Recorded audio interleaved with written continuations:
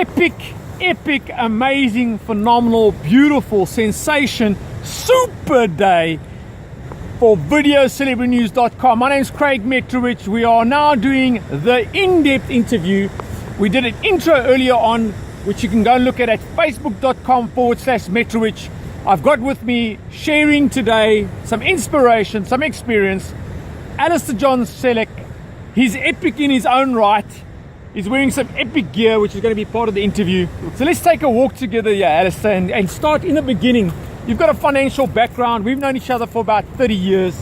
And what I want you to share in this part of the interview is the journey. First of all, let's start with relevance. In the background here, we've got beautiful, spectacular, massive sets. And we're going to talk about storm chaser versus storm avoider. How does that relate to your financial experience?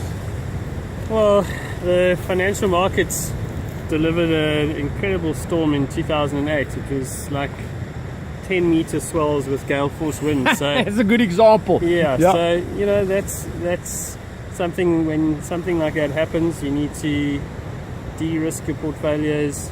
You need to focus on survival, preservation of capital, as opposed to trying to shoot the lights out. And it also sorts things out, am I right? You know, from a competitor point of view, it ruffles the feathers of the market. A lot of people went out of business as a result of that. So, So was that probably part of your biggest, if I talk about the storm side of it, you know, storm chaser versus storm avoider, is knowing how to get through those storms, financial storms, Yeah, very much so. And when you've been in the markets for a long enough time, you realize that everything works in cycles. Obviously, things change as the crises change, but crises repeat themselves. So you've got to ride out the cycle and ride out the storms. Soon calm returns, and then once the dust is settled, so to speak, then you sort of pick up the pieces and try and work out what the new crisis is that you've got to avoid. So if I ask you career-wise, challenge-wise, would that be, Craig, that would have been one of the massive storms we got through? Would that be a good example? Yeah, all right. Very much let's talk highs. What are some of the recent highs? And let's walk and talk. What are some of the recent highs you've actually experienced as far as positioning, you know, just your career, i.e. the actuarial background that you've got, financial background? What is, you know, some of the things you want to share as far as a high? Yeah, well, look, I mean, doing a management buyout of my company that I'd started in 2005, we bought it out in 2012. It was a very, very tricky decision to make, very daunting, sort of, there's so many pros and cons to a decision like that, but it was an incredible experience. And what were the numbers like, just for our audience? Me being a business coach and inspirational speaker, it's always cool to bring some numeric values to it. So give me an idea of, you know, Craig, it was this type of portfolio, the market that we focused on. Just give us some numeric numbers. Yeah, well, I mean, the hedge fund was about 440 million rand large when we did our management buyout. So it gears 12 times. So, you know, when you multiply that by 12, and that's the kind of exposure that you're taking in the markets. But I think just getting back to the highlights, you know, until you've actually bought your own company back, so to speak. Yes. You know, there's so much that goes behind something like that. It took me about a year to finalize the logo. And the due diligence around everything, processes and numbers and systems, and there's so many things you take for granted when you work in a big corporate. We had to negotiate leases, we had to deal with office expenses, stationery, you know, just everything. So I mean, it was an amazing experience. So hang on, so what you're saying is that's true entrepreneurship, am I right? It is. At its core is going through all those different steps to get the business to shine. And how's the business now? Tell us about it. It's being sold to Katie's Asset Management. That's where I work now. So Katie's has been in the turnaround cycle since about 2015, and we're working hard to get Katie's back to where it was in the heady days before the able crisis. So it's been great. We've survived, and now we're hoping to reap the benefits of the last sort of 2.5 years of working to turn that shop around. So it's been a fantastic experience, and if I hadn't done my management buyout, I wouldn't have ended up in the position that led to the deal where we sold back to Katie. So it's risk. What you're telling me is, let's go back to epic So just like sports, extreme sports, is managing the risk, eh? Yeah, Yeah. very much so.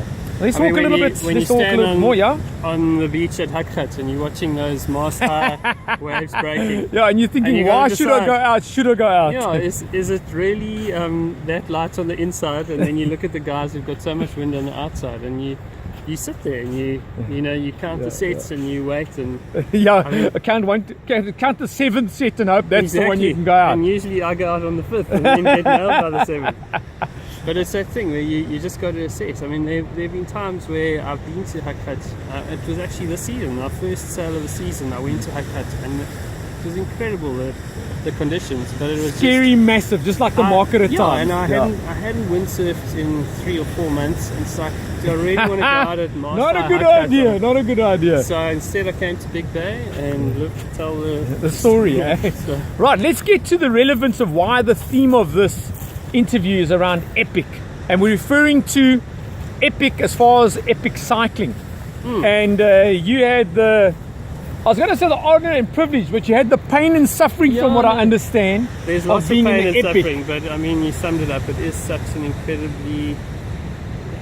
incredible privilege to participate in that race. And How many teams were there? I think you said it was about 600 teams. 660 entrants this year. I think it's the biggest field they've ever had. Yeah. Right, right. And that's two-man or two-person teams.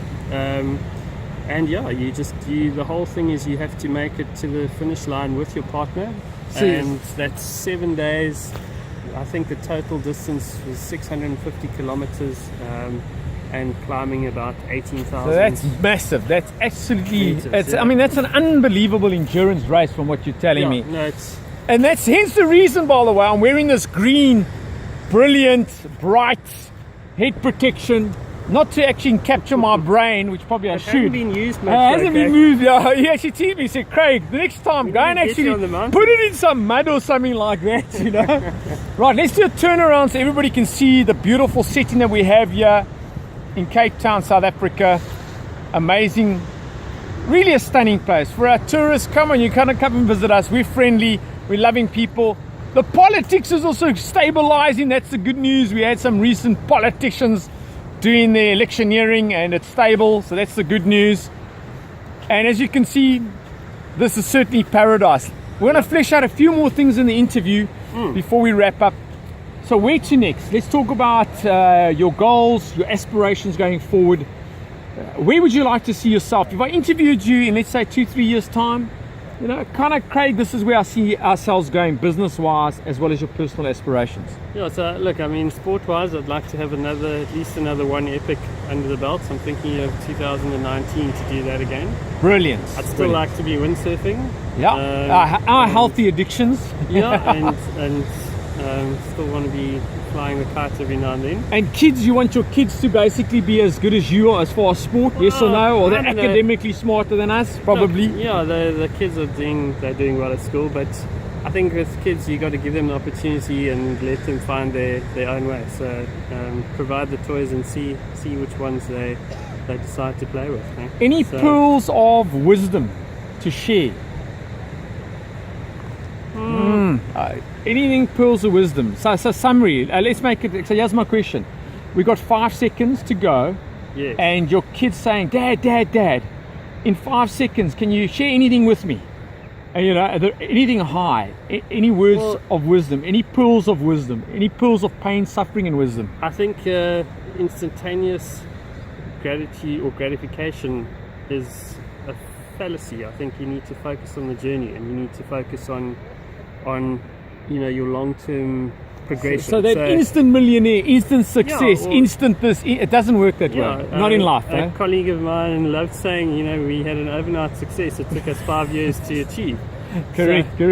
But try and enjoy the journey and understand that you're getting from A to B and not necessarily in a straight line. So.